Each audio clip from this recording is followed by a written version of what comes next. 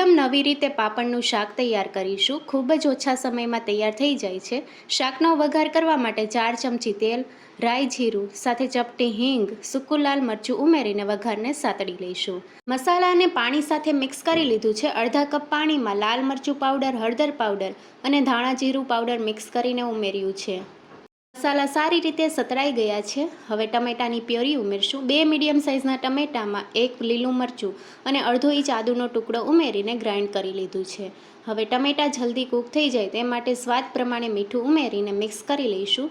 ટમેટા જલ્દી કૂક થઈ જાય તે માટે ઢાંકણ ઢાંકીને મીડિયમ ગેસની ફ્લેમ ઉપર 3 મિનિટ માટે થવા દઈશું. ટમેટા સારી રીતે કૂક થઈ ગયા છે. તમે જોઈ શકો છો સાઈડમાંથી તેલ પણ છૂટું પડવા લાગ્યું છે. ગ્રેવીને પતલી કરવા માટે અડધો કપથી પોણો કપ જેટલું પાણી ઉમેરશું.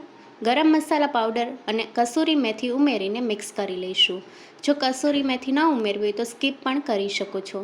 હવે શેકેલા પાપડ ઉમેરશું. તો 2 પાપડને શેકી લીધા છે અને આ રીતે પીસ કરી લીધા છે. પાપડ ત્યારે જ ઉમેરવાના જ્યારે શાક સર્વ કરવાનું હોય. પાપડ ઉમેર્યા બાદ 1 થી 1.5 મિનિટ માટે થવા દઈશું. તો 1 થી 1.5 મિનિટ જેવું થઈ ગયું છે. પાપડનું શાક તૈયાર થઈ ગયું છે. કોથમીરના પાન ઉમેરશું. પાપડના શાકને રોટલી અથવા પરોઠા સાથે સર્વ કરીશું. ફૂલ રેસીપી એનવાય કિચન પર આપેલી છે. Thank you for watching.